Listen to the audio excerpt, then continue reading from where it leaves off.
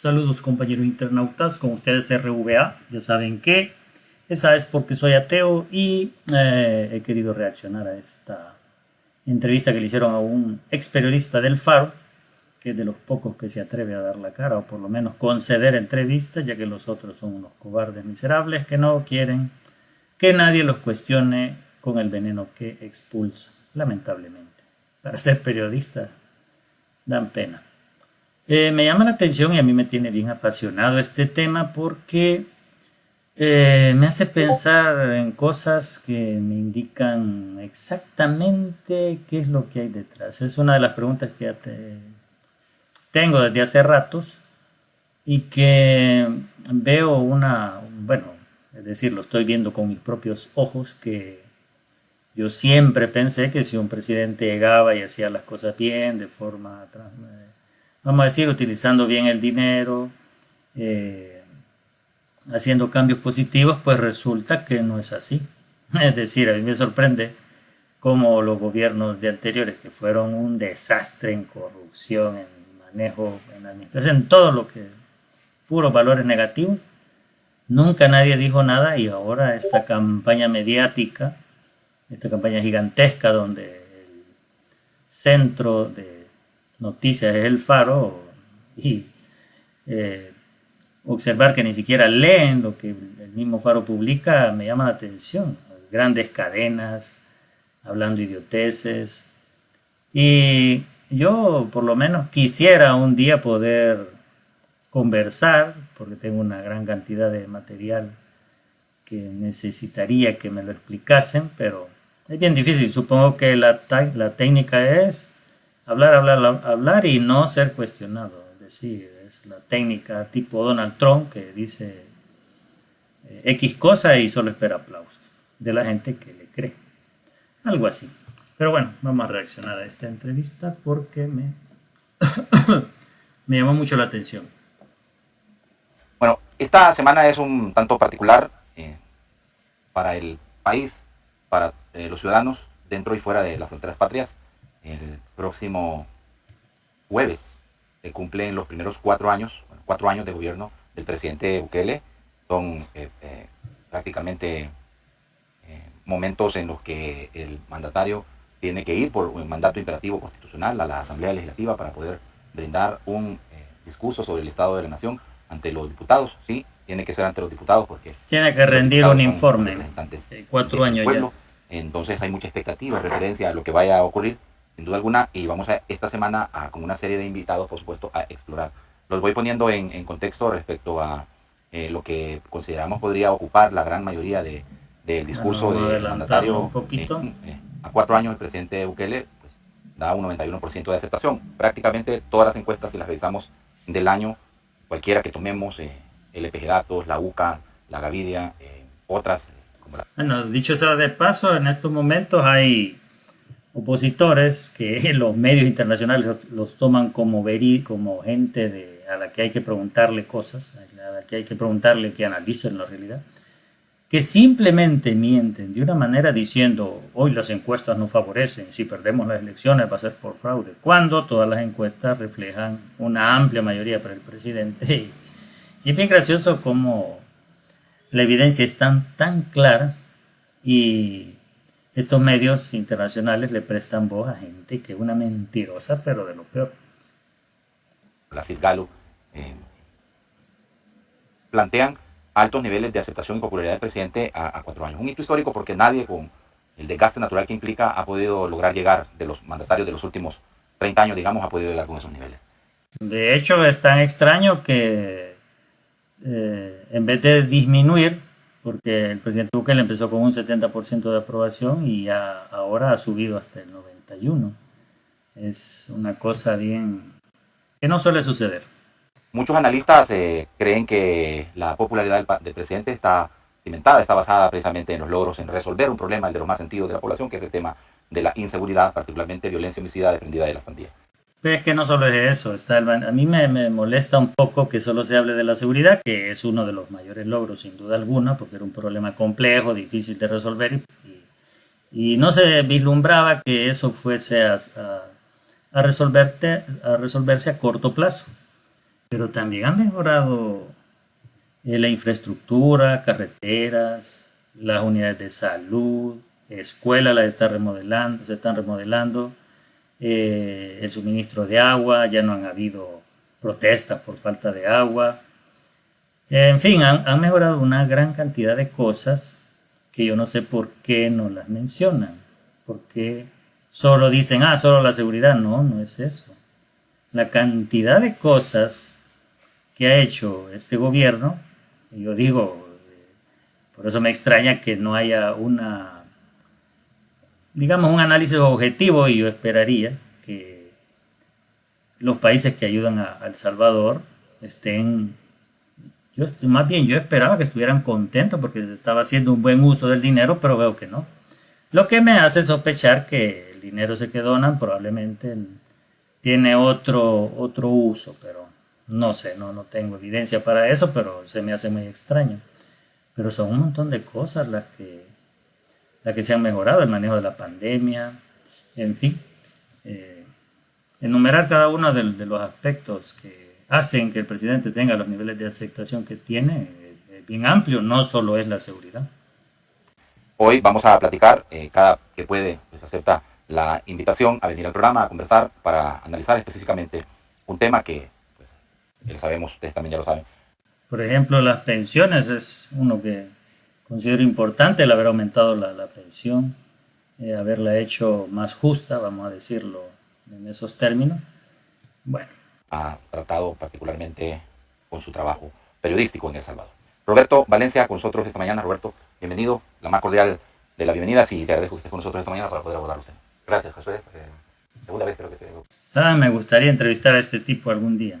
Pero como, de hecho, hay unos periodistas que les he cuestionado que hacen unas publicaciones tan estúpidas. Yo les digo, mira, y tienes una evidencia concreta de eso que estás acusando, y me han bloqueado.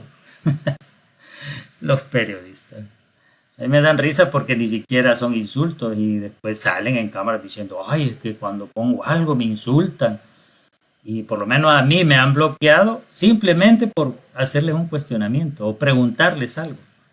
Segunda vez que vengo por acá. De como 4 o 5 que te he pedido que vengas y que no has podido. La agenda y la vida, que a veces nos maltrata un poco, pero te agradezco la invitación y bueno, lo que quieras aquí está. Muchas gracias. Antes de ir de lleno con los temas, quiero nada más saludar a mis amigos de Ortitel, la televisión familiar, que nos están retransmitiendo en tiempo real este programa, que es exclusivo para plataformas digitales, para el oriente del país, a ver a través de en la si te encuentras en ambos partes, pero yo estuve revisando desde Cristiani hasta Salvador Sánchez Serén, que son los presidentes que han estado antes del presidente Nayib Bukele, 4 años, no habían llegado con los niveles de popularidad que tiene el presidente. Ninguno. Muchos dan cuenta de estos niveles de aceptación basados en los resultados que ha habido en un problema que es de los más sentidos de la población, que es el problema de la inseguridad. ¿Tú compartes eso? Sí, en términos generales sí. A ver. Dicho sea de paso, es lo único que admiten porque es imposible negarlo. Es lo único. Haría un matiz, que lo voy a hacer ahora mismo, pero primero explicar lo que está ocurriendo, ¿no? Claro. Como bien apuntabas, no es simplemente encuestas de las que se pueda suponer que haya cierta afinidad con la administración, con la presidencia del Nayib Bukele. Hay ¿Cuáles? casas encuestadoras prestigiosas que yo en particular respeto mucho. Y digo, para mí la referencial es el LPG Datos de Inseguro, que hace un trabajo muy serio, y pues es prácticamente unánime, todas coinciden en que en torno al 90, 95, 85, 83, es decir, hay bastante unanimidad en todas estas encuestas que se han hecho, muchas son telefónicas, otras son yendo a las casas, yendo a las colonias, yendo a los territorios. Entonces creo que quien quiera negar eso es porque se está haciendo el ciego. El único matiz que pondría es que no depende exclusivamente, que más o menos la línea de aprobación, gestión en torno a ese 90% ha estado estable prácticamente desde el inicio de la presidencia, desde el 1 de junio del 2019. Bueno, yo he estado revisando los datos y he visto que ha aumentado, es decir, logré observar que en un momento tenía una aprobación del 70% y eso se ha venido incrementando. Con el manejo de la pandemia me acuerdo que andaba en más de 80% y luego ha llegado hasta incluso 97% en diferentes encuestas. Y no ha habido un repunte fuerte a partir del régimen de excepción que parece, o al menos así, que nos quiere vender desde el gobierno, que es la herramienta con la que se está doblegando a un problema que ha causado tanto dolor en esta sociedad como son las malas pandillas. Solo, antes y después del régimen de excepción los índices de aprobación eran similares. Claro, a ver, pero sí compartes el hecho de que la popularidad a 4 años del presidente tenga que ver con resolver el problema más sentido de la población, que era la inseguridad. Sí. A ver, lo que es que a mí me parece importante ese último fin de semana de marzo del año pasado. Claro. Hay un antes y un después. Es cuando inicia el régimen de excepción, consecuencia de lo que para mí es inequívocamente una ruptura en un diálogo, en unas negociaciones que mantenía el gobierno, que siguen. Ese es el meollo del asunto. Este tipejo a mí me cae mal porque deja de fuera un montón de elementos, porque la idea del Faro es vender que el gobierno ha tenido un pacto con pandillas, y es una narrativa que traen, pero no la pueden demostrar. No tienen una evidencia concreta donde se diga si efectivamente esta evidencia, sí, ya nadie lo puede negar. No la tienen. Entonces siguen sosteniendo esta idiotez. Y yo tengo un montón de material ahí cronológico que me gustaría discutir con ellos para ver qué me dicen. Que ya medio vi la entrevista y estoy seguro que se quedarían mudos, no me dirían qué decir. Pero siguen con esa cantaleta y a mí me molesta. No por el hecho de que sea fan, porque hay gente que dice que uno defiende por defender, sino que a mí en realidad me interesa la verdad.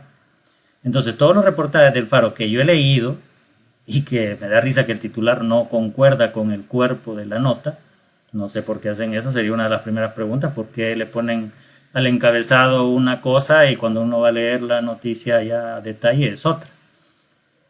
Ese día que pasó ese problema hay varios elementos que esta gente no toma en cuenta. Una es que vino el 11º o 12º multimillonario del planeta por el tema de criptomonedas. De hecho se especulaba de que era una forma de ahuyentar la inversión.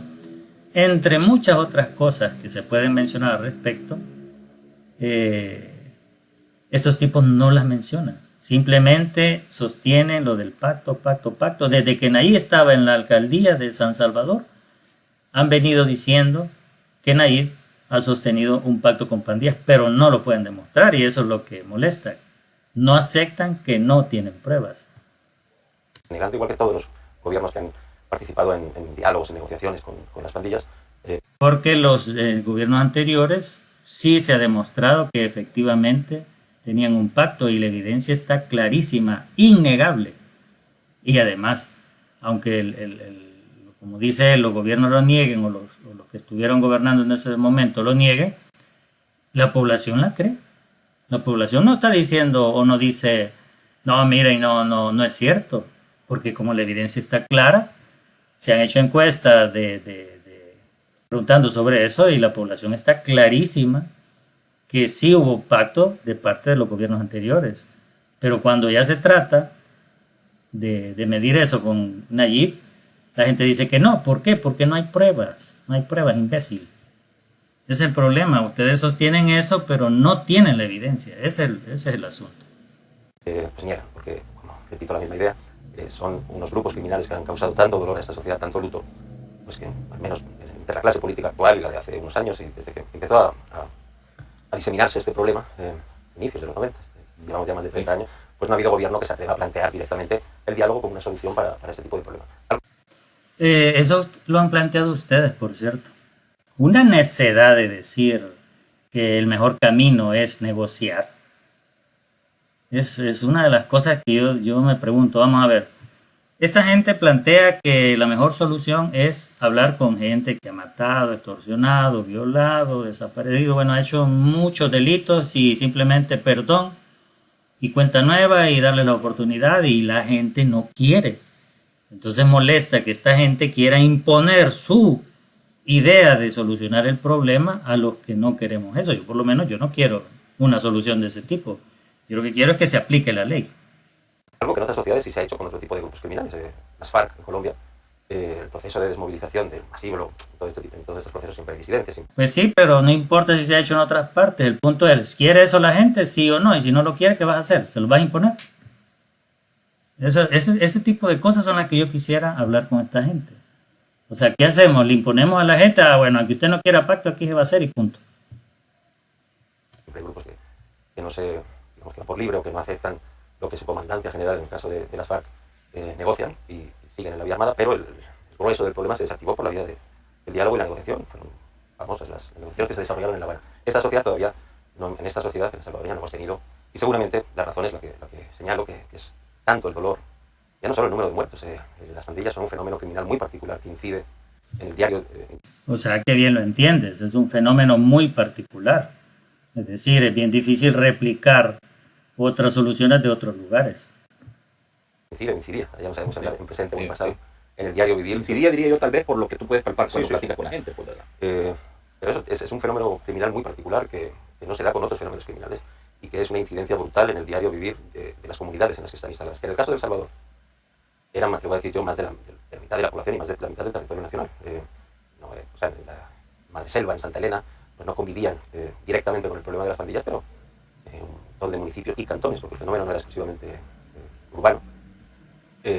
Esa incidencia, esa brutalidad, ese condicionamiento, ese ver, oír y callar, era una losa que pesaba sobre cientos de miles de personas, muchas veces. Ajá, ¿y dónde estaban las organizaciones estas que hoy están condenando tanto al país porque se le están violando los derechos humanos? Ya vamos a hablar de eso a detalle, que yo estoy a favor de los derechos humanos. Hay gente que malinterpreta, que como que uno dice, no me importan los derechos humanos, no es eso, sino que es la falsa narrativa esta de decir que se están violando los derechos humanos cuando no es cierto. Eso. Entonces, si tú sabías todo eso, ¿dónde estaban las condenas al país como presión para que resolviera ese problema? ¿Por qué no traían soluciones? El dinero haga esto, y si no lo hace van a haber sanciones. ¿Dónde estaban? Cuando estaba muriendo la gente trabajadora, inocente, o porque se equivocó de bus. Esas son las cosas que la gente cuestiona actualmente. O sea, ¿por qué ahora están sancionando o están ahí, va de presionar al país cuando se está solventando el problema de forma correcta, legal, legítima, y antes no decían nada? Les valía un pepino. Los que vivimos, los que hemos tenido la suerte, la fortuna o el dinero de poder vivir en residenciales con su pluma, con sus guardias de seguridad, etcétera, etcétera, ni siquiera nos atrevemos a imaginar lo que supone vivir en una colonia controlada de manera brutal y de manera... Qué bueno que lo entiendes. Te condicionan si tu hijo puede ir a estudiar a un instituto o no, si hay un problema de salud en la familia no podías ir a un hospital o a una unidad de salud concreta. Y con esa gente quieres que se puede negociar. No sé, eso de plantear un pacto, porque esta gente lo tuvo de plantear más que todo un tipo que ya va a mencionar por ahí, en el que no, es que hay que negociar. Y con todo lo que está describiendo que hacía esta gente, ¿qué se va a negociar? Porque estaba en lo que ellos llaman la cancha contraria, aunque esa familia no tuviera la más mínima relación con los pandilleros de su colonia, pues eso era lo que ocurría. Y yo todavía me atrevo a matizar un poquito el ambiente de victoria total que desde algunos sectores se está queriendo, no, vender es la palabra que me sale, pero no creo que sea la precisa. Creo que el problema todavía está ahí, por eso seguimos con el régimen de excepción. Se ha disminuido mucho, pero también el fenómeno de las pandillas, cualquier persona que haya convivido con él o que lo haya estudiado a profundidad y sin prejuicios, sabe que son grupos criminales que han tenido históricamente una capacidad de adaptación a los embates de los distintos gobiernos y una capacidad de supervivencia que a mí me hace al menos todavía tener como una hipótesis sólida sobre la mesa. Porque, mira, vamos a ver, eso que ha tenido la capacidad ha sido porque nunca se les habían enfrentado como se les ha enfrentado hoy. Porque antes los capturaban, los dejaban libres, las leyes eran blandas. Si un policía mataba a un pandillero, el policía iba preso, pero si el pandillero mataba a policía, lo sacaban libre por cualquier artimaña judicial de los jueces. Tenemos ahí un caso televisado donde un juez dice, no puede ser que no tuviera armas, así que queda libre y punto. Pero si un policía se defendía, entonces ya era un problema, pasaba en Bartolina y a veces hasta preso. Entonces, las condiciones son completamente diferentes. Lo que pasa es que no lo quiere admitir. Se han reformado leyes, se han equipado al ejército, a la policía, se les ha aumentado el sueldo, se les ha dado tecnología, directrices, se ha aumentado la fuerza policial, o sea, se han hecho un montón de cosas, se ha ordenado las cárceles. La forma de cómo se ha enfrentado hoy es completamente diferente a cómo se enfrentaba antes, y eso me gustaría que esta gente lo admitiera, pero no lo dice. O sea, para ellos es como que fuera lo mismo, y cuando están las evidencias contundentes que no es así. exista la posibilidad de un regreso, como ya ocurrió. Yo me acuerdo en concreto de una iniciativa que se desarrolló durante la administración de Salvador Sánchez Serén, después de la quema del bus en Mexicanos, que es el hecho luctuoso más grave en cuanto al número de víctimas al menos, que han cometido las pandillas, en concreto eso fue la 18 Revolución, en junio del 2010, si no me falla la memoria, como consecuencia de la ola de indignación que se creó. En Mexicanos. Esa masacre macabra. Entre tantas se otras. implementaron unas políticas de toma de un par de colonias, se militarizaron completamente durante meses, 2 colonias en particular, el reparto de la Campanera y el Distrito Italia. Durante esos 6 meses el problema se atenuó, se calmó. Y una presencia masiva en 2 colonias de militares, porque el grueso del peso lo llevó la Fuerza Armada como en la actualidad. Y eso apenas decidieron, bueno, hasta aquí llegamos desde el gobierno de Mauricio Funes, repito. Estaba de ministro Manuel Melgar. El problema regresó, obviamente. Regresó porque no se detenían a los pandilleros. Yo no creo que seas tan imbécil para no notar la diferencia. Solo estaban ahí nada más previniendo, pero no es que se capturaban, y aparte de eso, repitiendo lo mismo, se capturaban pero después salían libres. No estaban las leyes, no se reformaron las leyes, por ejemplo, como hoy, que si tiene un tatuaje, 20 años a la cárcel, punto. Antes no se tenía eso. Es diferente. Por eso entiendo que haya todavía cierta expectativa. Me da risa que estos supuestamente son grandes analistas. Creo que haría mejor papel yo como analista. Porque eso es un hecho. Yo puedo ir a ver la ley y es diferente a las leyes que tenían antes. En especial por quienes más han vivido y han sufrido este problema y ciertos recelos así esto, que ya va, o sea, bajo régimen de excepción llevamos 14, 15 meses. Un periodo que ya invita al optimismo y parece que hay una voluntad manifiesta del Ejecutivo de parece que hay una voluntad, todavía no está convencido. Darle fin a este problema, pero yo entiendo perfectamente el recelo de personas que vivan en esas comunidades y que todavía piensen Que podemos volver a lo mismo. Sí, porque lo que está en juego no es tener la razón o no, es hasta la vida. Sí, claro. Mira, hay un par de cosas que quisiera que tratáramos de encontrarle alguna respuesta. Por cierto, yo considero a Nathan Bakis como uno de los mejores periodistas que tiene el país actualmente. Es bastante objetivo. Aquí invita de todo tipo de personas y para mantener ahí el balance de diversidad de opiniones. Tú aseveras de que, y más bien esta es la pregunta, ¿en qué basas las aseveraciones de que, al igual que gobiernos anteriores, este gobierno también ha tenido negociaciones? Yo creo que la pregunta correcta Aquí viene lo bueno, lo que me encanta. Vamos a ver. sería, quienes lo niegan, ¿en qué se basan? Porque quienes lo niegan se basan en que hay... Vamos a ver, amigo. Principio, esta gente habla del debido proceso y aquí se hacen los estúpidos. El que acusa es el que tiene que demostrar, imbécil. No al revés. Si tú estás acusando, tú tienes que demostrarlo. Tú. El que es acusado no tiene que hacer nada. A menos que salga una evidencia concreta, pues ahí debe de proceder judicialmente la cosa, ¿no? No les digo, pues, o sea, esta gente se vive quejando de que el debido proceso. Y miren aquí cómo se pone. Hay un aparato comunicacional. Ya, somos estúpidos, gracias. Líderes políticos que lo están negando. ¿Cómo ocurrió hace 13 años que inició la pregunta? Las pruebas están en reportajes periodísticos de distintos medios, pero... No, lo fui a leer y no hay ninguna prueba, no seas mentiroso.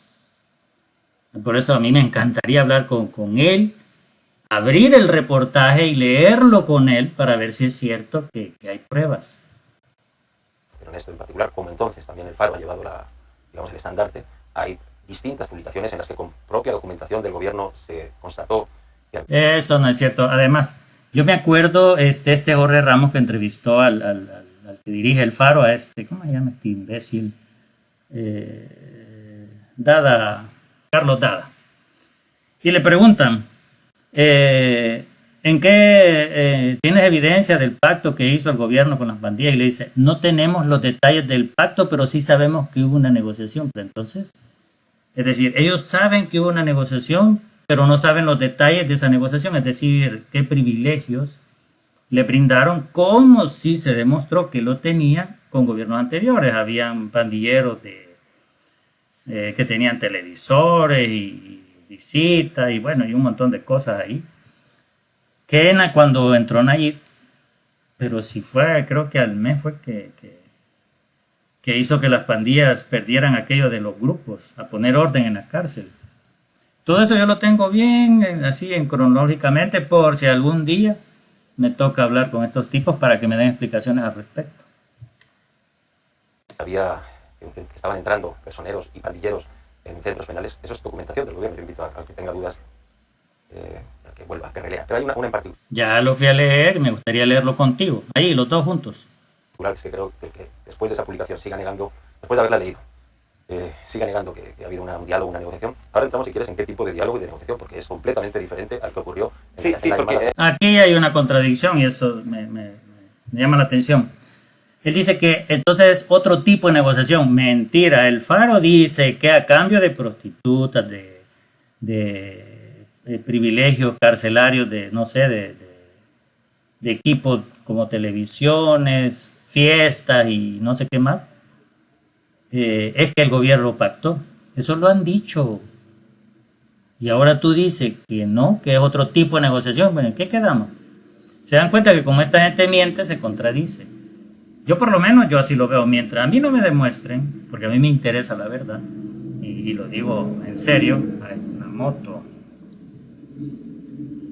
A mí me interesa saber la verdad. Entonces yo ya fui a leer esos reportajes y no tienen nada. No hay nada ahí. Entonces yo quisiera un día leerlos juntos ahí, los dos, donde sea, y que me expliquen varias cosas que yo tengo muchas dudas. Entonces el Faro ha sostenido que los beneficios han sido exactamente iguales a los que recibían antes. Y eso como ya se desmontó y está cambiando de opinión. Eso me lleva a la siguiente pregunta, pero termina la idea de esta primera parte. El elemento central es hay un pandillero que se ha hecho famoso, digamos. El que Krop. empezaba a sonar desde hace meses, ya más de un año, que es el Kruk, Elmer se llama. Es el Kruk de la Hollywood Locos, es uno de los personeros de la MS-13, un programa fundamental de la MS-13, que es la Hollywood Locos, que tiene como voz más sonora, más representante al que desde hace décadas ya se considera la voz más sonora y representante de toda la MS-13, que es Don Romeo Enríquez, el diablito de Hollywood. Ese caso del Krop yo también lo tengo bien cronometrado, es decir, lo tengo en orden cronológico, y lo tengo desde que el fiscal Douglas Meléndez, ese asqueroso fiscal que yo no sé por qué no hacen gestiones, porque cometió una gran cantidad de delitos y esta gente se quedaba con el hocico cerrado, un tipo que armaba casos. O sea, el fiscal que tenemos actualmente es 1000 veces mejor que ese fiscal que condenó a un montón de gente sin pruebas, los hacía confesar. Y eso está comprobadísimo. Y ellos lo saben. De hecho, creo que hay una nota en el Faro que habla sobre los casos que Douglas Meléndez procesaba y misteriosamente ganaba.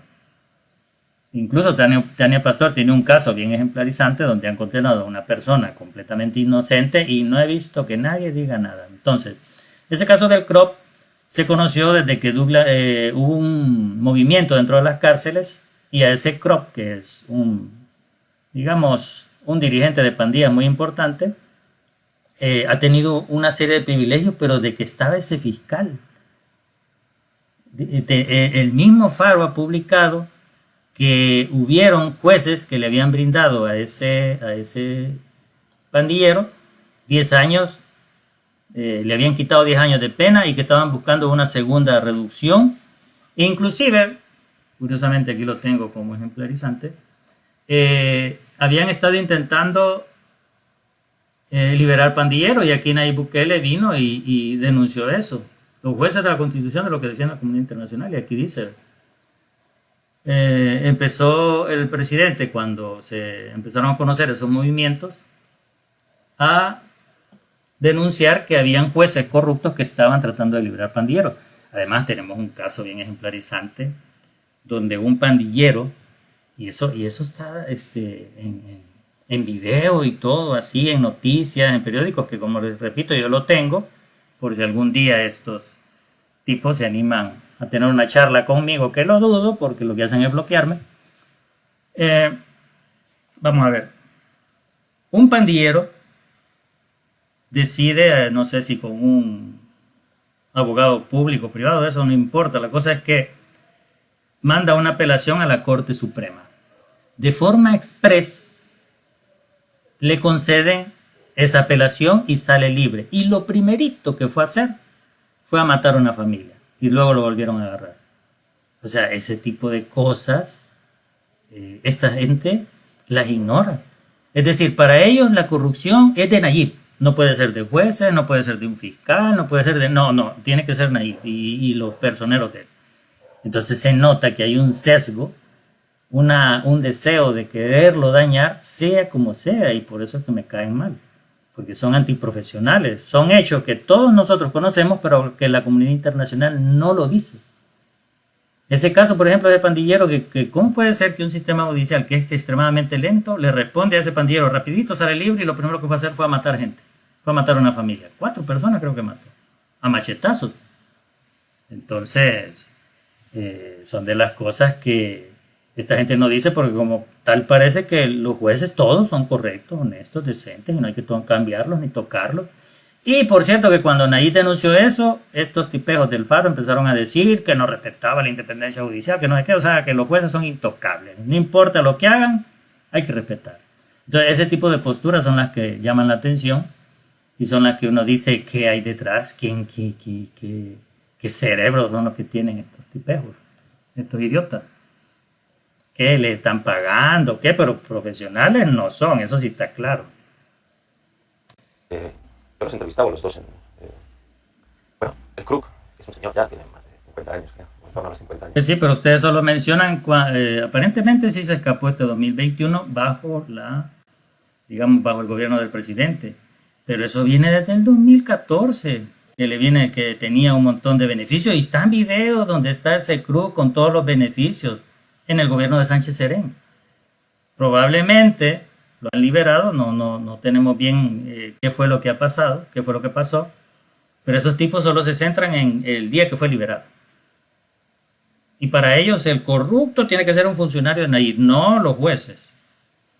Yo no sé qué pasaría si después de que tengan el caso y demuestren que un juez ordenó la liberación de ese pandillero, ¿qué van a decir? ¿Van a decir que es invento? Que no se tiene el caso todavía, pero de ese caso bien en particular, yo tengo una serie de datos que esta gente no dice y algunos sí lo han metido en una de sus notas sobre esto del club, pero no lo dicen en público, o sea, no lo mencionan, solo hablan, sí, es que el pacto, y esa es otra cosa, el pacto es, o sea, el gobierno de Nayib negoció con pandilla porque el club escapó, así, cosa que no tiene sentido, es decir, ¿por qué voy a liberar a un pandillero que me va a echar de cabeza?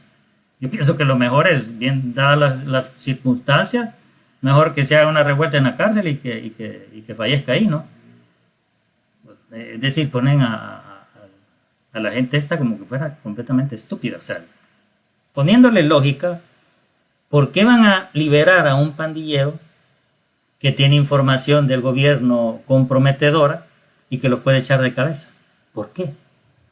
Lástima que Nathan Baki no hace ese tipo de preguntas porque no tiene ningún sentido.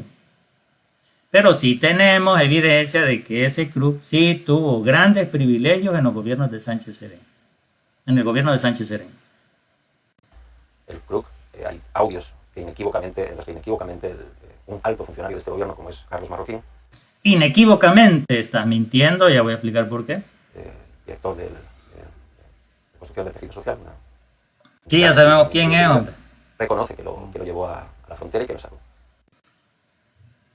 Carlos Marroquín reconoce que lo sacó de la frontera. Mira, después, porque vienen las demandas, te llega a demandar Carlos Marroquín para que demuestres que eso que dice es cierto y va a salir a la comunidad. Miren, no dejan a la libre prensa trabajar porque no sé qué. Que conste, yo no estoy metiendo las manos al fuego por Carlos Marroquín, pero ya voy a explicar el problema que yo tengo con esos audios. Cuando salieron esos audios yo recuerdo los comentarios de manera, bueno, quién sabe, a lo mejor alguien moduló la voz, ahora hay tantos imitadores. Yo creo que todos sabemos que es evidente que si el club estuviera en la cárcel y tenía una condena de 40, 50 años, era uno de esos personajes que tenía tal cantidad de años. Por cierto, y una cosa, ¿por qué por fuerza tiene que ser que lo liberaron ilegalmente? ¿Por qué no puede ser que a lo mejor un juez ordenó su liberación? O sea, hay tantas posibilidades. Puede ser que él se haya escapado, cualquier cosa, pero no. Lo que pasa es que había pacto y el acuerdo de ese pacto era que él debía de salir libre. Con eso de los audios de Carlos Marroquín, que yo lo fui a a escuchar, se habla de eso, de que sí lo va a sacar y todo eso. Ahora, primero, ¿qué tanto poder puede tener Carlos Marroquín como para que salga este tipo de la cárcel y él lo lleve a la frontera para sacarlo? Y todo eso a sabiendas de Nayib, cuando todos sabemos que es bien difícil imaginarse que Nayib va a estar de acuerdo con eso. Es bien complicado, pero esta gente, como para ellos Nayib es malvado, es capaz de hacerlo. Entonces, con esos audios, el problema es que si ustedes ponen el audio y ponen ¿cómo se llama? Un video de él, la voz no se parece. Pero ellos, para reforzar su punto, dicen que le mandaron a hacer experticias al FBI a esos audios, indicando que efectivamente es de él. Pero entonces yo he andado buscando por todas partes y no encuentro un paper científico que me indique que si yo cambio la voz, hay un aparato que me diga que es mi voz. O sea, he encontrado que hay software que pueden identificar inequívocamente la voz, pero yo entiendo que es siempre y cuando yo no la cambie. Es decir, yo estoy hablando ahorita como hablo, pero si yo vengo y digo, hola, ¿cómo están? Aquí les saludo. Es decir, si yo hago un cambio en mi voz, me pueden identificar de forma inequívoca, como dice este tarado. Y me encontré con otra cosita por aquí. Vamos a ver si lo tengo. Y es esto. Aquí dice, ¿qué hay en una voz? Voy a aceptar. ¿Qué hay en una voz? ¿Qué revela la voz de una persona? Bueno, aquí me habla de un caso y de varios casos en los que se ha condenado a gente por hacerle experticias de voz y que al final ha resultado ser inocente. Entonces, esto tiene fecha. Voy a ver, ¿dónde está la fecha de esta cosa? Ups, no lo veo. Aquí está, es el 11 de noviembre del 2015. Esa es la fecha que tengo. Aquí está, 11 de noviembre del 2015. Actualizado el 12 de noviembre del 2015. Bueno, o sea, no tiene mucho. Entonces, el asunto es que yo no he encontrado un paper científico que inequívocamente me diga que cuando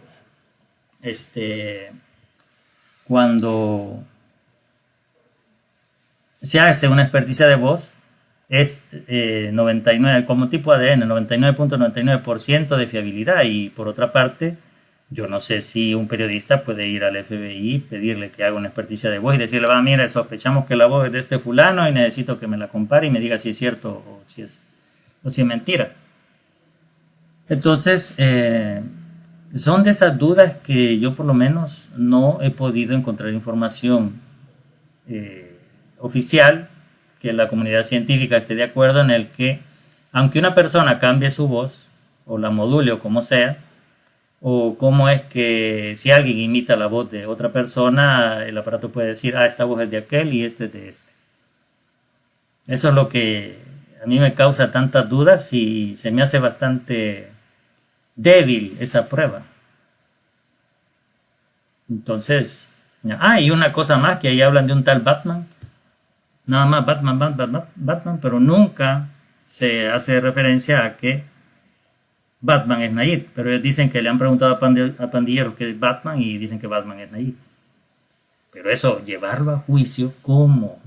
Es decir, para mí el rigor periodístico no permitiría que yo afirmara lo que está afirmando este tipejo. Que no puede haber, no es viable la opción de que haya sido liberado porque tenía escondida, como sí ha ocurrido con otros líderes. Sí. ¿Crees, Josué, que si estuviera ahora mismo en Zacatlán no habrían sacado, no lo habrían mostrado, no habrían hecho una conferencia de prensa, aunque solo fuera por la voluntad de seguir desprestigiando al FARC? Pero tú basas entonces la afirmación en los reportajes. A ver, mayormente en los reportajes. Sí, a ver, yo establezco una diferencia entre lo que es un diálogo, en todas las cárceles del mundo se dialoga con los líderes criminales, con los reos, hay cuestiones que de la autoridad penitenciaria local de la cárcel hay que hablar con ellos, y eso es sano y eso está bueno. Yo establezco una diferencia entre lo que es un diálogo y lo que es una negociación. Para mí, en el campo de la negociación se entra ya cuando tú das algo a cambio de, o recibes algo a cambio de. Ahí ya estás negociando. Ese es para mí, sobre esa base utilizo la palabra negociación. Cuando está en libertad un personaje, un alto un pandillero conocido como el Club, y yo aquí te digo que eso no es el único que está en libertad, con el que tenían condenas docenas y docenas de años, pues no cabe otra inferencia. ¿En cuántos funcionarios hemos visto que han condenado y que nosotros creíamos que estaban en la cárcel y resulta que habían salido libres? Y que nos hemos llevado la sorpresa. Que también ha sido culpa de la fiscalía. Es que Yo no sé por qué este tipo, todos se lo quieren embarrunar al gobierno y piensa que el sistema judicial es pulcro. Es una pregunta que Nathan Baki le debería de preguntar. Mire, ¿tú crees que el sistema judicial, los jueces no tuvieron algo que ver? ¿O todos son honestos? Así. Estoy dispuesto a escuchar otras alternativas. ¿Por qué el club no está dentro del sistema penitenciario si no ha habido una denuncia de que se fugó, de que hizo un agujero en la como Vuelvo, película, insisto, ¿no? entonces basas tu afirmación en los reportajes. Sí, claro. Vale, pero son medios... quiero ser muy contundente en lo que voy a decirte para llevar una pregunta. Son medios altamente desprestigiados. Sí, no. Eso es así. No es... Porque han mentido demasiado. Eso es otra cosa. Estos medios, nadie les ha dado una papeada, una revolcada de cantina y les vale. No piden disculpas. O sea, solo dicen, se quedan callados y siguen con la siguiente noticia. Así. Una prepotencia que tienen estos que es increíble. Es una opinión. Nadie le cree al Faro, nadie le cree a Facto. Eso es una opinión. Nadie le cree a No, ¿cómo que una opinión? Eso es un dato real. Se han pasado encuestas y nadie le cree al Faro. Yo no le creo. Están desprestigiados. Ahora mismo hay un problema de un reportaje que sale por el tema de la alianza política y han salido a desmentirlos. Y ahí, ya digo, eso no es cuestión de opiniones, el hecho del desprestigio acumulado que tienen. Hay una universidad, que es la Gavidia, que hace todos los años, desde antes de la administración Bukele, sondea la opinión ciudadana hace a mitad de año, así que yo no debe tardar tanto en que salga la nueva, qué opinión tienen de cada uno de los principales medios. Óscar Iván Picardo lo dijo en la radio UCA, Exacto. que estaban totalmente desprestigiados, que nadie les creía. Eso es así. ¿Y cómo se le puede dar crédito? Voy te lo pregunto, porque Sí. yo sé que tú has trabajado, has colaborado, has hecho algunas producciones para de hecho, tú trabajabas en la Sala negra de en la sección especializada donde tenías. Exacto. Pero hoy te pregunto, ¿cómo se le puede creer a dos medios que están altamente desprestigiados el que aseveren? Porque vaya, contrario a lo que había pasado en gobiernos anteriores, estos medios divulgaron audios, divulgaron videos en el que se veía a los líderes políticos entregándole mazos grandes de dinero a las pandillas para poder... la evidencia era contundente. Y electoral. Digo, esto no es el caso, yo no he visto un video, no he visto... el caso. Ah, Los vale. audios de Carlos Marroquín. No, pero... Saltaste ese reportaje. Ahora cualquier persona puede googlear que tenga dudas y que googlee Carlos Marroquín. Te saltaste los audios de Carlos Marroquín, pues sí, pero ya expliqué el problema.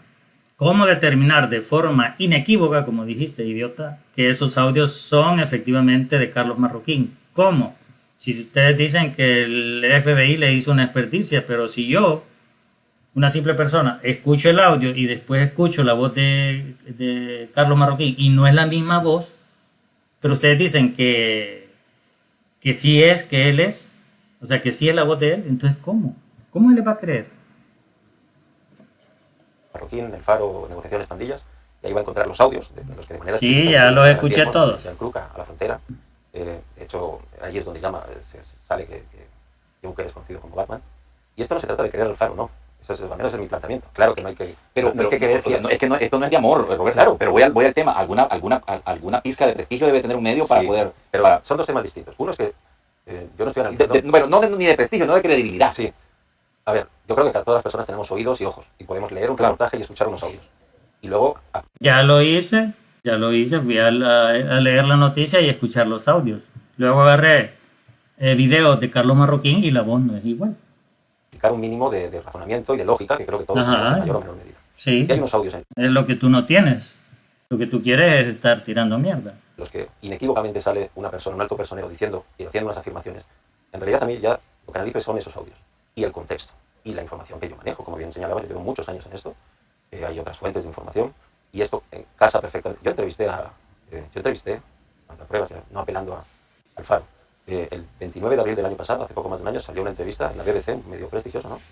Yo la afirmo. Esto lo dijiste como periodista en Independencia. Sí, ahí sale una entrevista con la cúpula de de los tres grupos criminales del barrio 18 Sueños. Es la única entrevista que han concedido los pandilleros desde que inició el régimen de excepción. Una entrevista larga, que costó mucho porque se hizo en condiciones de... Por cierto, la entrevista yo la fui a leer y ahí se le pregunta a uno de los pandilleros si ha habido pactos con el gobierno y responden que no. De clandestinidad ya estaba el régimen de excepción. De ahí inequívocamente los pandilleros es que especifican con nombre y apellido, con plazos, con fechas, cómo fue ese proceso de negociación. Repito, esto no se trata del Faro, no.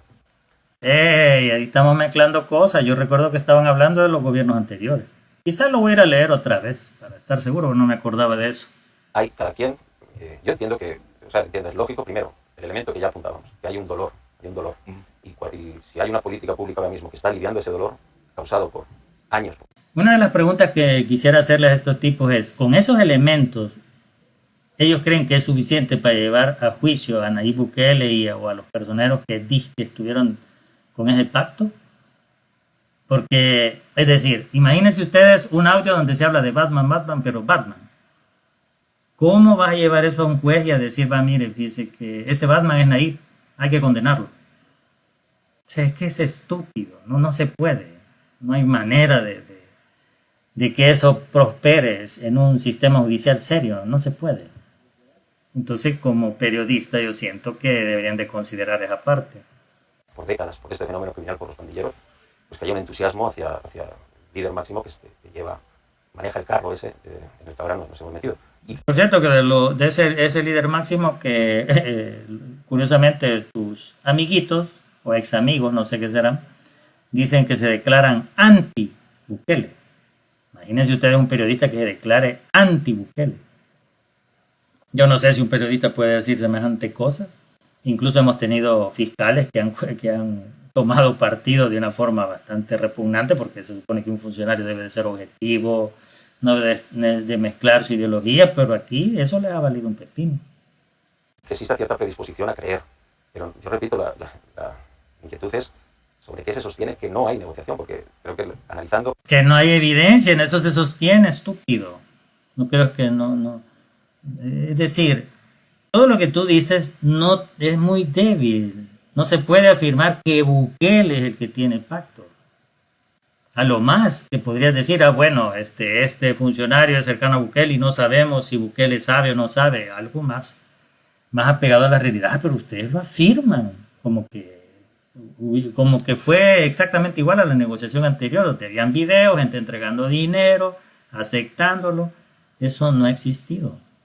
Fríamente, yo no tengo ninguna afinidad a día de hoy por el Faro, es un medio en el que trabajé, como trabajé 7 años en la prensa gráfica y trabajé 2 años en el diario de hoy. Y eso no tiene nada que ver. Es más, tengo hasta varios elementos para estar activamente en contra del Faro, elementos personales. Pero una cosa es eso y otra cosa es que veo lo que tengo sobre la mesa, analizo y llego a conclusiones. Para mí es inequívoco que ha habido una negociación.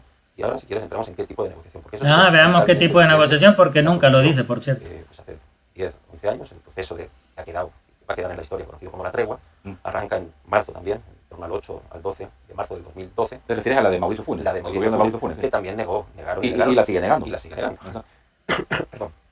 Bueno, al menos niega él haber avalado una situación de la índole o de la magnitud que pasó, ¿verdad? Con todos los privilegios que obtuvieron durante ese tiempo, aparentemente ordenados y autorizados por quien era su hombre fuerte de la seguridad, el ministro David Victoriano Munguía Payet. De hecho, recuerdo que en ese tiempo algunos pandilleros trabajaron en empresas, es una cosa que por lo menos no vi que se le diera tanta repercusión, y esta gente habla de que se debe establecer un diálogo con este grupo criminal, y dándoles trabajo a algunos, y lo que empezaron fue a extorsionar a los empleados. O sea, este tipo de lógica, yo por lo menos jamás voy a estar de acuerdo ni la voy a entender. Claro, como no son ellos los que están metidos en ese problema, por eso les vale. Yo así lo veo. Que ahora están en un proceso judicial, por eso. Es decir, no son ellos los que están trabajando y los que están sufriendo el problema. Como digo al principio, estar en una oficina, en un lugar donde no te alcanza ese problema, pues no. Difícil, te cuesta entender lo que no debería de costarte.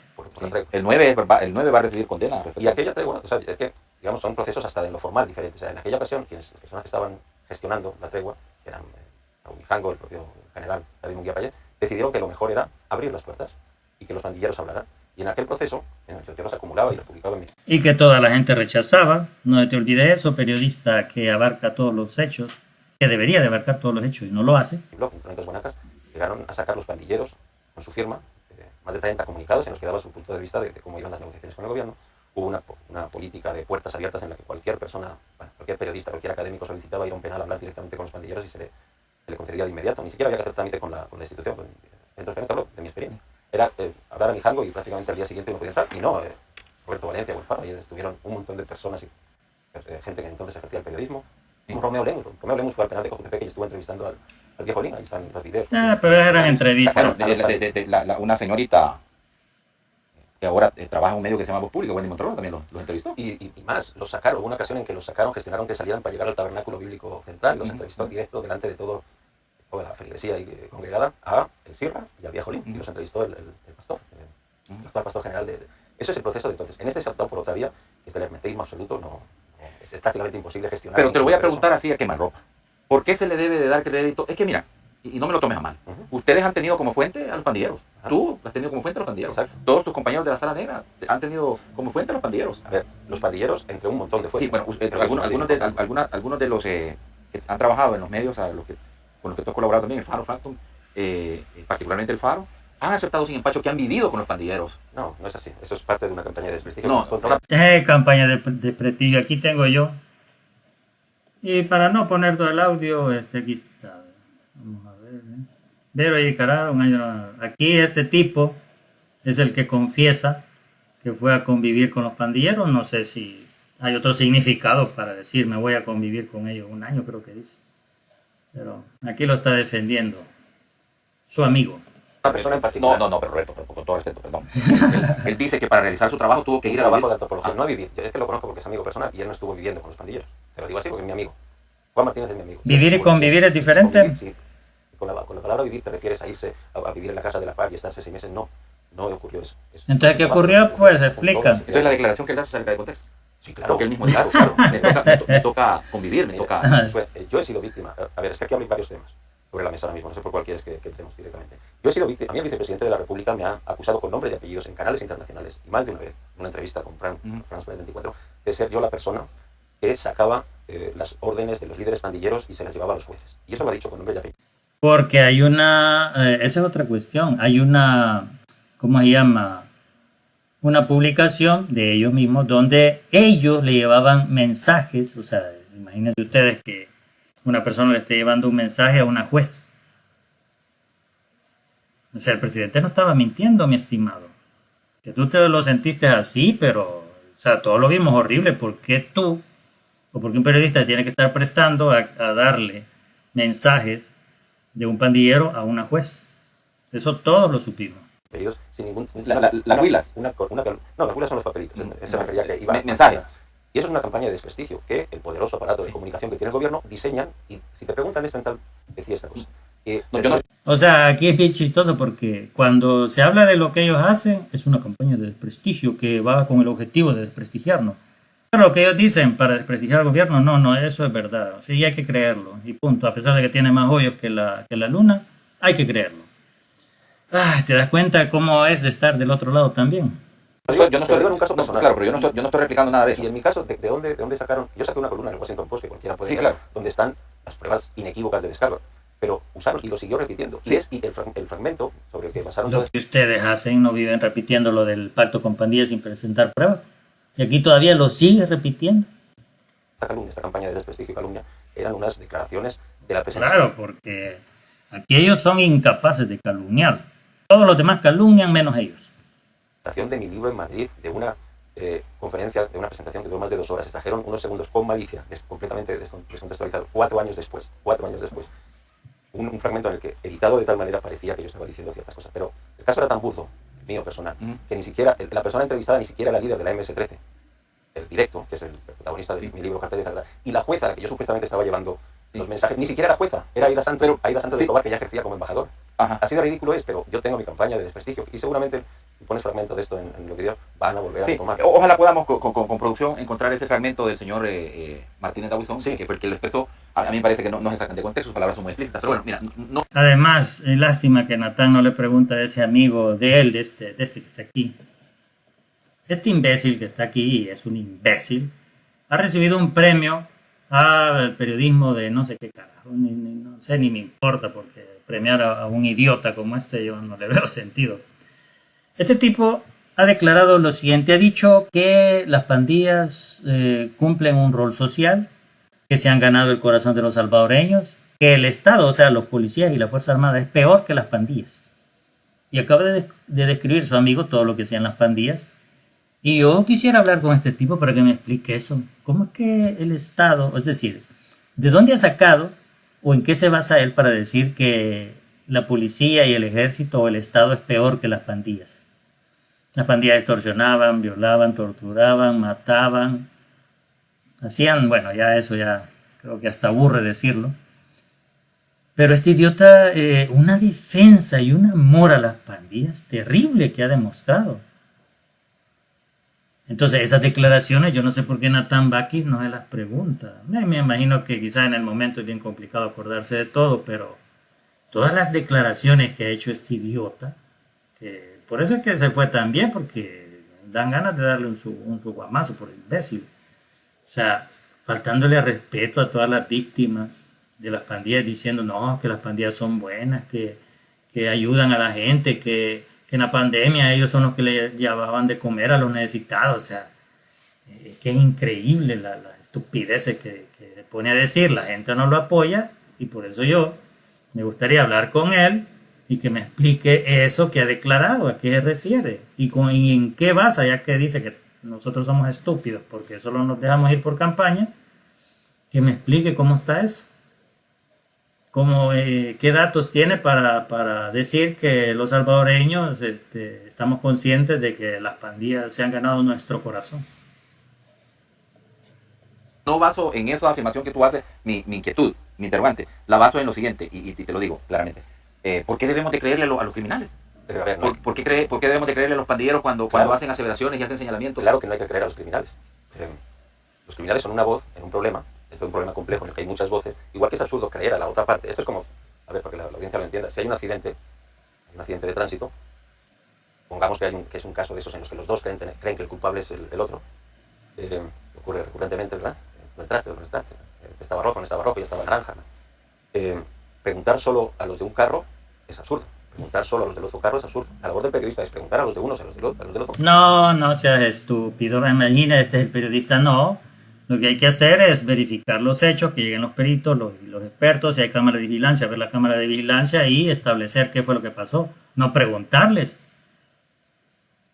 O sea, es que el nivel de análisis que tiene esta gente a mí me deja perplejo. Es decir, si hay un accidente X, llega el perito y empieza a analizar el movimiento, a qué velocidad venía, de acuerdo, yo qué sé. O sea, ellos saben ahí cómo hacen su análisis y en base a eso sacan un resultado. La labor del periodista es preguntarle a los dos. La labor del periodista sería preguntarle a los dos y sacar la versión de los peritos, de los expertos que analizan esos casos y dicen qué pasó. Carro. Intentar, si la versión no cuadra, ver si hay una cámara que grabó el accidente, Exacto. testigos que lo vieron. Esa es la labor de un verdadero periodista. No creer a los de un carro o a los del otro. Efectivamente. ¿Y quién ha dicho eso? ¿Quién ha dicho que hay que creerle a los del carro? Hay que creer en la evidencia. Trasladando la comparación un poco forzada a esta situación que me estás planteando, los de un carro son los pandilleros y los del otro son el gobierno. Unos dicen que ocurrió una cosa. ¿Y ustedes en qué carro están? Qué bonito, ¿eh? O sea, ellos son los periodistas, así que llegan y tratan de establecer la verdad. No es cierto. Son unos mentirosos, asquerosos ahorita, porque afirman cosas y no las pueden demostrar. Cosa y otros la niegan. ¿Hay que creer a los de un carro ciegamente? No, a los del otro tampoco. Ni a Es ustedes. pecado creer a unos como a los palos. Y en esto la labor, cuando alguien te está diciendo llueve, es un dicho dentro del periodismo. Si alguien te está diciendo está lloviendo y alguien te está diciendo, saco la mano para ver si es cierto. Ir a la ventana, sacar la mano y ver si está lloviendo. Y eso es lo que al menos yo trato de hacer. Y pues sobre esos elementos es... No lo tratas de hacer porque... por eso me encantaría hablar con él. ¿Está seguro que con esos audios se puede decir hay un pacto, beneficios y hay toda una trama de cosas solo por ese hecho en particular? Suponiendo que fuera cierto, que como repito, está bien complicado que en base a los audios, es claro que si uno los escucha no es la misma voz de Carlos Marroquín, sacar todas esas conclusiones. Eso no es profesional. Inequívoco que ha habido una negociación. Y ahora entramos en las diferencias que son muchas y sustanciales. Vamos es a ver. por lo que yo creo que mucha gente sigue apoyando ciegamente a este gobierno. Ciegamente no. Muchos de los apoyos son entusiastas y conocedores. Muchos de los invitados que has tenido aquí. Optimistas, entusiastas. En las encuestas la gente lo que... O sea, ciegamente vamos a ver un hospital para mascotas, un hospital para atender el COVID, un buen manejo de la pandemia, agua, carreteras, infraestructura, aumento del salario mínimo, aumento de las pensiones. O sea, es ciego. O sea, somos idiotas. Eso es populismo. Hacer esta cuestión de viajes a Estados Unidos para que la gente trabaje por 6 meses y se venga, eso que antes no, a Canadá también, antes no pasaba y hoy pasa. En fin, Somos ciegos, ese es el problema. Apostarle la educación, entregar laptops y computadoras a cada niño, es decir, si una familia tenía 3 niños, se le han entregado laptops a esos 3 niños, y que esta gente de la oposición dice que, no es, que es mentira, pero a pesar de que se puede ver que efectivamente es así, se puede comprobar. No, es que ciegamente, somos ciegos. Refleja es de que confían en que este gobierno pueda solventar otros problemas. Eso es innegable. Y esto creo yo que habla muy bien del gobierno. Esa negociación no fue como la que más o menos estaba esbozando ¿Cómo fue, pues? de hace una década, en la que nosotros entrábamos a los centros penales y nos dejaban en la puerta. O sea, perdón, los custodios se quedaban en la puerta y los centros penales los administraban completamente los pandilleros. Y nos dejaban ustedes para que entrevistaran a los pandilleros. O sea, nos dejaba la autoridad, digamos, el Estado nos dejaba en la puerta y entraba uno a la buena de Dios. Es decir, a buscar al pandillero. Exacto, no a buscar. Ellos tenían sus comitivas. En el caso que fuimos, Ellos delegaban con quien ustedes hablaban. a nosotros nos salió a recibir el Sierra y nos dieron un tour. A nosotros, a Romeo, al montón de periodistas que consideraron oportuno hace 10 años que eran una voz que se debe escuchar. Pero te pregunto como periodista, ¿a ti no te parecía muy raro que bien galán entraban ustedes, los recibían los pandilleros? O sea, en el sentido de que controles mínimos de seguridad o controles mínimos de restricción, sí, supervisión, con quién hablas, tenía que ver, pero no existía. Claro, ahí entramos directamente a lo que estoy tratando de plantear, que este es un proceso completamente distinto. Desde Pues, ¿en qué consiste, desde pues? 2019, es un matiz importante, se plantea una guerra encubierta a las pandillas que genera que las fuerzas de seguridad, en particular la PNC, durante los años 2015, 16 y 17, provocaran un promedio de más de 500 supuestos pandilleros muertos en supuestos enfrentamientos. Hay un montón de casos. Uno que yo estudié directamente y que terminó siendo el caso icónico es la masacre de la finca San Blas, allá en San José Villanueva. Eso fue una masacre perpetrada por los que en esa administración, la administración Sánchez Cerén, consideraron que la manera de solucionar este problema tenía que tener como ingrediente la ejecución extrajudicial de pandilleros. Y eso se convirtió en una política pública velada. Fíjense aquí, esto es pero delicioso, magnífico y me encanta. Está diciendo este tipo, y es cierto, yo me acuerdo que leí eso, donde en esa finca hubo una masacre de pandilleros, y creo que incluso hasta murió una niña de 15 años, no recuerdo si es el mismo caso, pero la cuestión es que se estaba hablando de que habían ejecuciones extrajudiciales en el gobierno de Sánchez Cerén. Una clarísima violación a los derechos humanos, porque sin juicio, sin nada, o sea, aquí como dicen, a ejecutar. Y eso era porque las leyes eran muy protectoras con los pandilleros y el problema es que los pandilleros mataban a policías, incluso a las familias, y salían libres. Entonces, algunos grupos policiales, según las investigaciones de este periódico, se dedicaron a eso. ¿Y por qué no hubo campaña en ese tiempo, así como hay ahora, de violación a los derechos humanos? ¿Por qué ustedes no alzaron la voz? ¿Por qué no le llevaron esto a instancias internacionales? ¿Por qué no hubieron sanciones? Esas son las cosas que yo me pregunto. ¿Qué pasó?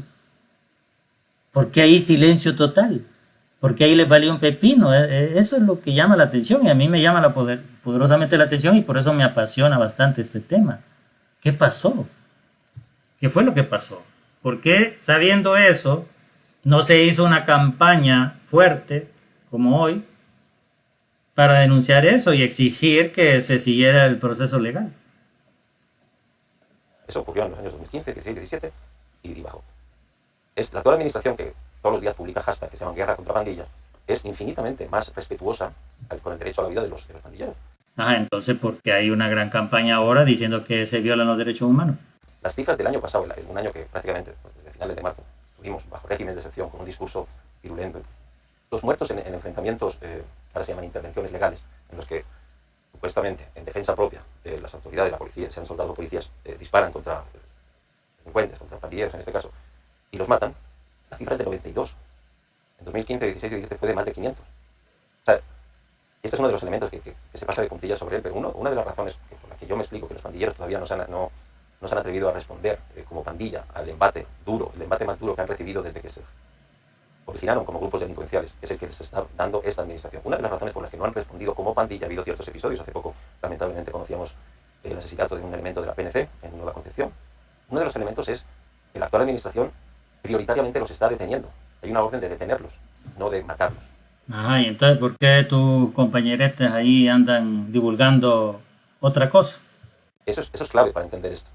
Y claro, yo entiendo que el gobierno que está queriendo mantener un discurso de ataque frontal y de guerra, porque es lo que más simpatías genera ante un problema tan grave, Entiendo que quieran pasar de puntillas sobre ese tema, pero las cifras de pandilleros muertos en enfrentamientos con las autoridades en la actualidad son incomparablemente más bajas que las que estuvimos en 2015, 16, 17. Esos 3 años, que es cuando se rompió la tregua. La tregua tiene un punto, perdón, un punto y final simbólico, que es un discurso que da Salvador Sánchez Serén en el Castillo, el 5 de junio del 2015, donde se pasea y destapa a su predecesor, a Mauricio Funes, y dice: nosotros ya no vamos a negociar. Es un discurso, ahí solo hay que googlear. Yo escribí una nota sobre ese discurso.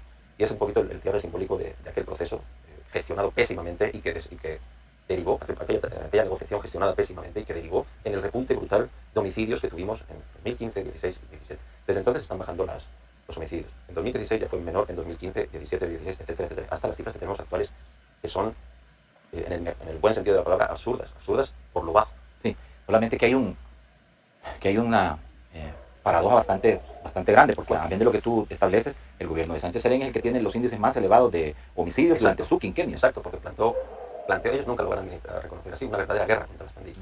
Y en la guerra contra la pandilla hay muchas víctimas. Y hubo víctimas porque entonces las pandillas... Pero ¿por qué no establece las diferencias? Sánchez Serén no tenía el apoyo de la Asamblea para reformar las leyes como se han reformado hoy. Sánchez Serén no tenía eso de que si andaban un tatuaje ya era delito.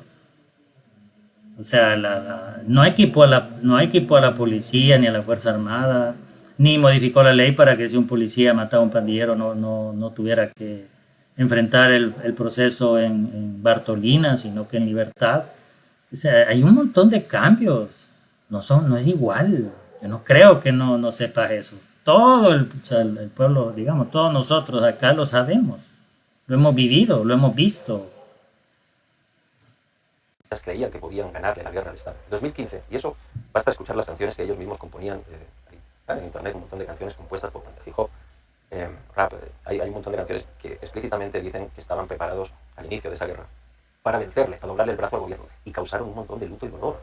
Me parece que se nos han olvidado esos años en los que mataban todos los años 40, 50, 60 policías, más familiares, que esos no están en la cuenta de los agentes fallecidos, pero las pandillas en su crueldad mataban a las hijas, mataban a las esposas, mataban a las madres de soldados y policías. Eso es lo que se vivió en 2015 y 2016, por eso. Sí, por eso aquí Natal debería preguntar: ¿y por qué tu amiguito dice que las pandillas se han ganado el corazón de los salvadoreños? El que ganó el premio a un periodista destacado acá, perseguido, que nadie le ha hecho nada y no que él solo se ha ido y dice que es que el régimen me persigue. Un mentiroso asqueroso. Eso, entre otras, por los grupos de exterminio que se crearon, por todos estos ingredientes, por este destape brutal, eso es lo que generó que las tasas de homicidios, la tasa de homicidios del año 2015 sea 106 homicidios por cada 100.000 habitantes. Para hacer una comparación, este año, ya estamos casi a mitad de año, ya vamos a entrar en junio, sí. La proyección para este año es que la tasa va a quedar, y ojalá así se mantenga, en torno a 3 homicidios por cada 100.000 habitantes. 106, 3 homicidios por 100.000 habitantes. Eso es lo que explica en buena medida el 90% de aprobación. Eso es lo que agradece la gente. Y las cifras están... No solo eso, pero bueno. Me gusta analizarlas, me gusta verlas, compararlas. Pero en realidad no es lo más importante. Lo más importante es algo a lo que ya hacía referencia. Es que ahora el Uber puede entrar en tal colonia a la que hace 3 años no podía, hace 2 años no podía. Que la cadena de pizzas puede entrar a tal colonia. Que haya partidos a las 8 de la noche en las comunidades y que las madres puedan dejen a su hijo de 12 años jugar en la canchita de la colonia a las 7, 8 de la noche, si tienen iluminación. Y que no sea con la angustia de estar pensando si mi hijo va a regresar a casa o no, que se estén habiendo negocios. Ese es el verdadero indicador. Y eso es lo que la gente está viendo y valorando. Y eso es lo que está ocurriendo en este momento. Eso es lo que está ocurriendo en el lado bueno, que tiene también el pero entramos si quieres. Sí, fíjate que hay una cosa que es importante, quizás sobre el tema de aquello de que el fin justifica los medios, pero aparentemente aquí hay una situación por mucho diferente a lo que hemos venido viendo. Es que vaya, fíjate, los pandilleros tenían como una especie de línea de operatividad, digamos, que era incrementar los homicidios para doblarle el brazo al gobierno en turno. Eso creo que está más claro que el agua. Pues, sí, era su elemento de negociación. Eso se evidenció más durante el gobierno de Salvador Sánchez Serén. Exacto, indiscutiblemente. Pero eso es también lo que explica el repunte que dio origen al régimen de excepción. No sé por qué la gente no ve, porque están los dos puntos, solo hay que unirlo. Sí. El régimen de excepción empieza porque en un fin de semana ocurren, si no me falla la memoria, 82 asesinatos perpetrados en su inmensa mayoría por una de las 3 pandillas, la Salvatrucha, que decide ese día dar un puñetazo en la mesa de negociación y salir a matar, porque eso está en los mismos audios. Y los hechos acaecidos antes, donde, por ejemplo, el gobierno, estaban estos buceros que querían incrementarle el pasaje por la fuerza, y claro, habían problemas económicos y vino el presidente y ordenó que como el servicio era nacional, que el Estado iba a administrar las terminales de buses. Ahora, todos sabemos que los pandilleros, una de sus fuentes de ingreso eran los, ¿cómo se llama? El transporte público, buses y microbuses. Entonces, cuando la Fuerza Armada tomó estos buses y microbuses para andar dando el servicio de transporte público a la gente, como más bien se atacó de forma, digamos, de forma profunda las finanzas de las pandillas, empezaron a ahogarse.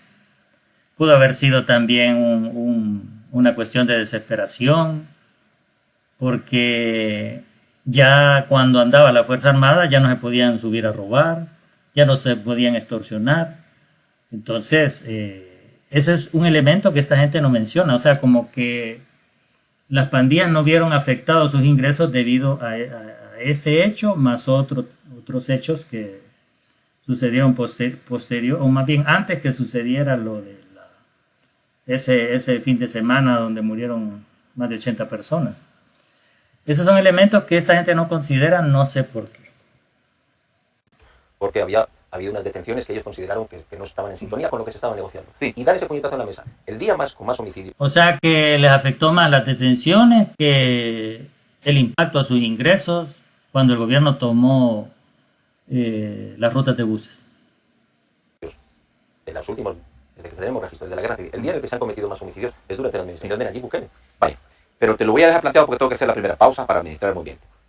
El tema es el siguiente. Y yo creo que tú lo tienes bien claro. Y lo vamos a desarrollar cuando regresamos.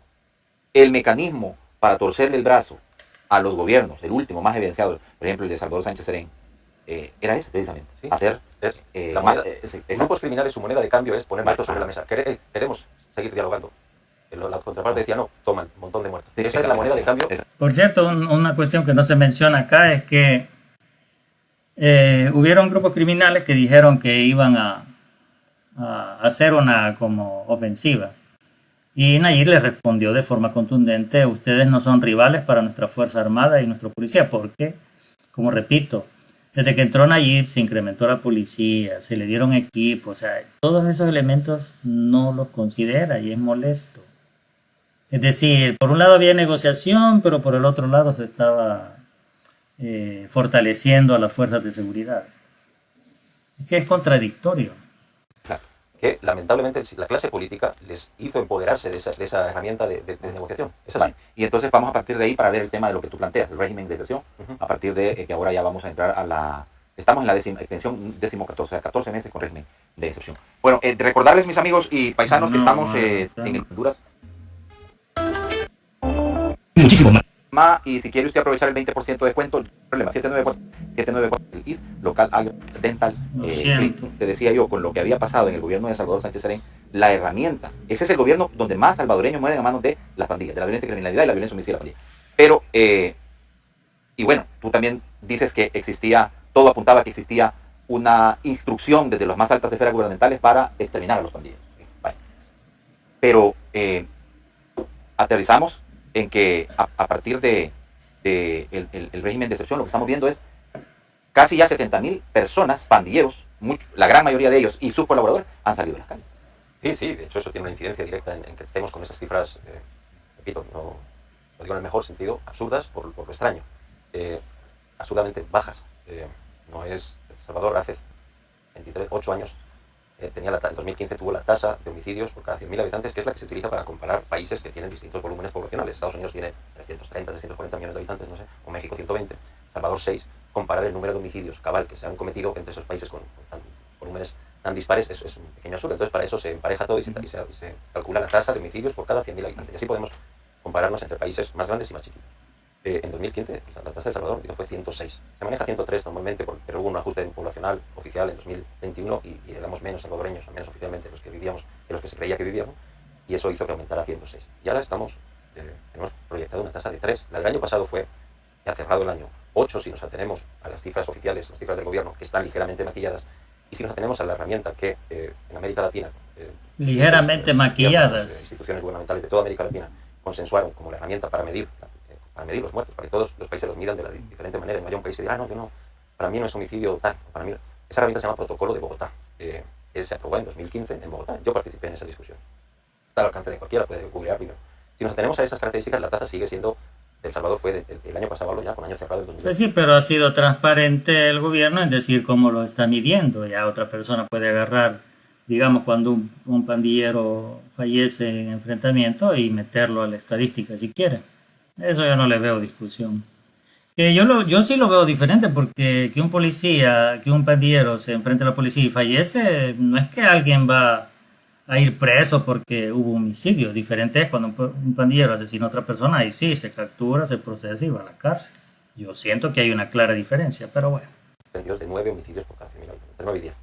Ahí se incluyen lo que extrae este gobierno, extrae de sus cuentas sobre la violencia homicida, que son lo que llaman intervenciones legales, que es cuando un supuesto pandillero muere con las balas de un fusil de un policía o de un soldado.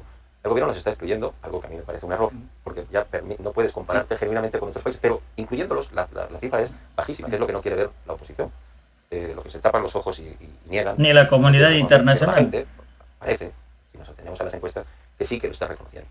Y como en esto también no hay que apelar a quien nos dice que, recuerdas la comparación con el accidente, sino a lo que sucede. ¿Tú crees que si tuviéramos ya no los 10 homicidios diarios que eran la media con lo que convivíamos durante años en este país, lo que nos parecía normal? 2015 tuvo 18 homicidios diarios. Durante 365 días ese fue el promedio. ¿Tú crees que si tuviéramos ya no 18 o 10, 4 homicidios diarios, 4, que sería para los estándares de El Salvador ya una cifra positiva? ¿Tú crees que no estarían todos los medios? O sea, un cadáver en una cantina, en una calle, tiene un procedimiento, tiene que llegar medicina legal. ¿Tú crees que no tendríamos todos los días noticias de muchos medios que han hecho el alma de su periodismo? La nota roja. ¿No crees que tendríamos esos muertos todos los días? Pues, bueno, eso se agradece. Gracias por decirnos que los que dicen que no se pueden comprobar las cifras mienten.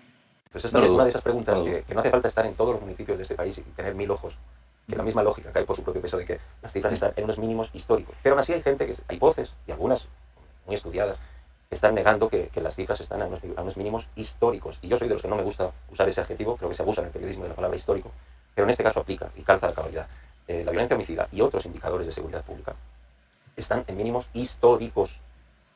Mínimos históricos. Y eso, esa que empiece es consecuencia de esa herramienta que ahora se conoce como régimen de excepción, que tiene sus peros, entre ellos que esos 70.000 supuestos pandilleros, porque el propio gobierno ha liberado, de la última cifra que escuché, en torno a 5.000 personas. Y si los ha liberado es porque no son pandilleros, está liberando pandilleros, ¿no? ¿Verdad?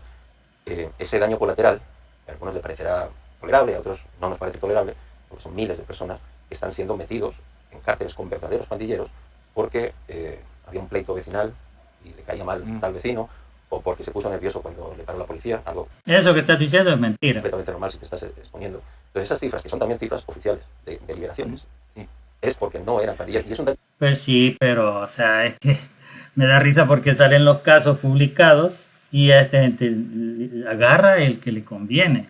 Decir, es que se puso nervioso cuando iba la policía y por eso lo han detenido.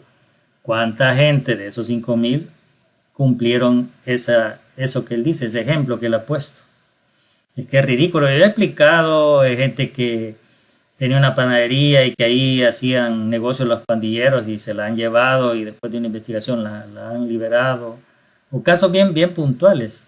Yo no sé cuántos serán esos casos que esta gente pone de como que la mayoría es así, de que simplemente iba caminando, se puso nervioso y se lo llevaron. O sea, es que lo dicen pero no lo demuestran. Y él mismo ha dicho, si alguien me dice que llueve, yo debo de sacar la mano y ver si es cierto, sentir la lluvia en la mano. Entonces aquí se ve que no lo cumple. Bueno. Daño colateral demasiado grande. Roberto, no cual. Demasiado grande. Vamos a ver. Se ha hecho una gran campaña diciendo los inocentes y aquí para allá, que cómo es posible, como que antes no han habido inocentes presos. O sea, incluso en cualquier parte del mundo quizás sucede eso, que los sistemas judiciales no son perfectos. Pero a mí me sorprende la enorme campaña. Ha salido ahí Cristosal diciendo, son como 20.000. Y uno se la cuenta, vamos a ver, 20.000 casos, ¿cuántas personas son las que trabajan en esa ONG? dividimos los 20.000 casos, poniéndole, digamos, 15 días a cada caso, o sea, no pega. Y uno dice, esta gente inventa, no dan. O sea, es que tiene una capacidad mucho mayor que la fiscalía, con menos empleados, son súper eficientes. Entonces, el problema es que esta gente se alinea con esas ONG que dicen disparates que no pegan, no dan los números. Cuando dicen 20.000 inocentes, por lo menos aquí está diciendo 5.000, pero 5.000 no es como él dice que ha puesto de ejemplo, de que se puso nervioso. No es cierto. O sea, hemos conocido muchos casos puntuales en donde yo puse el ejemplo y salió en las noticias con video y todo, donde llegan a tres pandilleros, pero hay otra persona ahí. A esa persona se la llevan porque la van a investigar. ¿Y qué quieren? Que las dejen ahí. Son de las cosas que uno no. Yo por lo menos digo, ¿por qué se hacen del ojo pacho? ¿Por qué no hablan de esos casos también?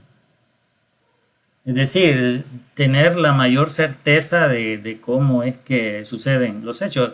Vaya, por ejemplo, han habido casos en donde la oposición o gente del Faro dice, este fulano es inocente, y la policía le cierra el hocico diciéndole, va, miren, este fulano tiene estos antecedentes, y a veces hasta han sacado fotos donde el tipo está extorsionando o está avisándole a los pandilleros. Y ahí se callan, no piden ni disculpas, no piden disculpas y simplemente pasan al siguiente caso. O sea, es que es increíble. Y eso, lástima que Nathan Baki no se lo pregunta. Me imagino que, pues sí, por cuestión de mantener un poco el tono. Pero yo sí quisiera una plática un poco más profunda. Cuadra lo que ustedes plantean. ¿En qué sentido? Ustedes, yo hablo por mí mismo. No, lo que tú planteas. Okay. No cuadra. Y te lo voy a explicar por qué. Y voy a aterrizar en una pregunta. Exactamente. La no herramienta cuadra. que tenían los mareros, los pandilleros, para doblarle, para rodear a la población, al gobierno en turno, era incrementar los homicidios. Inmediatamente eso pasaba. Tú mismo, 18 homicidios diarios durante el gobierno de Salvador Sánchez Serén. ¿Sí? Lo que el gobierno hacía cuando los pandilleros decidían hacer esa mortandad, era correr a darles, a sobarles la mano, a besarles los pies, a tratar de frenar, de a través del supuesto diálogo, de frenar el hecho que siguieran matando. ¿Sí o no? Sí, sí. ¿Qué reciben los pandilleros cuando se atreven a asesinar a 50 y 82 personas, 82 personas en 3 días? ¿Qué reciben? Reciben palo. la dureza, el músculo del gobierno con toda contundencia. Exactamente. Entonces, lo que planteas no cuadra. ¿Cómo que no cuadra? El hecho de que tú digas, no, es que aquí hay una negociación. ¿Por qué no han respondido? ¿Por qué no han respondido? ¿Por qué no han desatado una campaña de Ajá. asesinatos contra Ajá. policías, contra ciudadanos, Ujú. como ocurrió durante el régimen de excepción? Ajá. Esa es una de las preguntas todavía sin resolver. Pero a ver, y espero que se entienda lo que voy a decir. Ajá. Que no haya ocurrido todavía no significa que no vaya a ocurrir. Entonces no lo puede estar afirmando. Y además, eso de que va a ocurrir, ¿cómo? Si se han desarticulado, ¿no? Ustedes, tus amigos publicaron que las pandillas ya estaban desarticuladas. Algunos están deseando que haya, ¿cómo se llama? Un rebrote, un recrudecimiento de la violencia, todo con tal de decir, ya ven, que Nayib tiene pactos y que rompió el pacto. ¿Cómo? Y a mí me da cosa porque, digo yo, ¿qué clase de gente desea que haya desmadres por el enorme interés que tienen de volver al poder? De hecho, te planteo información de... En este caso del Faro, recibir cuantiosas ayudas o cuantiosos... recuerdo yo que hay una columnista que salió ahí en la lista que recibía dinero de gobiernos anteriores. fuentes del gobierno que manejo. Hoy es 29, ¿verdad? Sí. Para este día 26 había información de inteligencia policial de que podía haber un contragolpe de las pandillas. ¿Por qué no ha ocurrido? Ahí sí que entramos en un terreno de la especulación. En el que... No, de la especulación razonada, no de decir... Especulación razonada. Especulación razonada. Me acuerdo de un tipo que dijo infidelidad responsable. A uno lo primero que se le pase por la cabeza. Hay elementos inequívocos. Vaya, la guerra que los pandilleros desataron contra el Estado, o el Estado desató contra los pandilleros en 2015, que generó esas cifras de más de 500 pandilleros muertos a manos de las fuerzas de seguridad, fue una guerra que perdieron las pandillas. Ellos creían que podían jugar el tú, pero cuando se puso al Estado y al ejército y se les dio mano libre para operar, para, si uno lo quiere ver con cierta condescendencia, pues para vengar al compañero que habían matado 3 días antes, al compañero policial o al compañero soldado, cuando se les dio esa manga ancha a los policías, se emplearon con todo. Y hay incontables casos. Estudié directamente el caso de la finca de San Blas y fueron 8 ejecuciones extrajudiciales, con tiro en la boca. Vaya. Ahora, Una de estas estrategias, eso lo hemos abordado en el segmento anterior, una estrategia de los hechos inapelables es que la inmensa mayoría, o sea, los operativos tienen como misión detener a los pandilleros y incautarles las armas, y así se presentan, y por eso vemos presentaciones un día sí y otro también. Eso es un elemento que pesa en las pandillas. Yo no sé la respuesta, no tengo la respuesta. De hecho, ahora la comunicación con las pandillas, por la cantidad de líderes detenidos, golpeados, que están ya bajo prisión, otros subidos, otros enmontañados en zulos, escondidos en agujeros, en los cerros, en las colinas, en los volcanes. Yo ahora mismo, desde hace meses, no tengo ningún tipo de comunicación con dirigentes de pandilla. Y una de las razones por las que es una pregunta muy válida y muy legítima, ¿por qué no han respondido los pandilleros? Y no nos engañemos. No han respondido porque saben que hoy ya no se está jugando. Hoy saben que ya no tienen aquello de que van a salir libres. Hoy saben que si el policía dispara en defensa, no va a haber un, ¿cómo se llama? Como antes, que el policía iba a quedar detenido. Hay un montón de cosas que han cambiado y ellos lo saben. Ellos ya saben que no se está jugando. Yo no creo que no puedan analizar eso ellos. Va que, como les repito, este tipo no quiere aceptar esos hechos. O los ignora o no los menciona. Asesinar, quien quiere asesinar, no requieres de una logística, requieres de una voluntad. ¿Y por qué no lo han hecho? Pues primero porque yo entiendo que la partida no ha terminado todavía. ¿Qué ha pasado? Cada vez que un pandillero ha hecho algo, que ha matado a alguien, inmediatamente lo captura. No pasan ni 24 horas cuando ya está capturado. Ayer mismo se filtraba un memorando interno para todos los policías que les han pedido acuartelarse, y una de las razones que está sobre la mesa es que prevén una serie de ataques de las pandillas. Eso ayer se filtró. Y el elemento clave, perdón que lo subraye, es... Eso puede ser también, vamos a especular correctamente, es que puede ser un movimiento, porque imagínense ustedes, ser pandillero ahorita aquí es un problema. Yo me puedo imaginar la desesperación en la que están, en el sentido de que no pueden trabajar porque si andan tatuajes son blanco fácil de las autoridades. Una vez los detengan y no tengan documentación, se acabó. Es decir, no pueden trabajar, no pueden movilizarse, no pueden extorsionar. Entonces hay una desesperación porque, pues sí, la cuestión de la supervivencia. Entonces puede ser de que un último movimiento sea, bueno, hay que dar el todo por el todo. Y es bien tremendo cómo esta gente quiere vivir sin trabajar, sino como parásito del esfuerzo de los demás. Pero eso puede ser una explicación razonable, lógica, en el que la desesperación ya del hecho de no tener cómo sobrevivir, de no tener para comer, o de estar cada vez con más dificultades para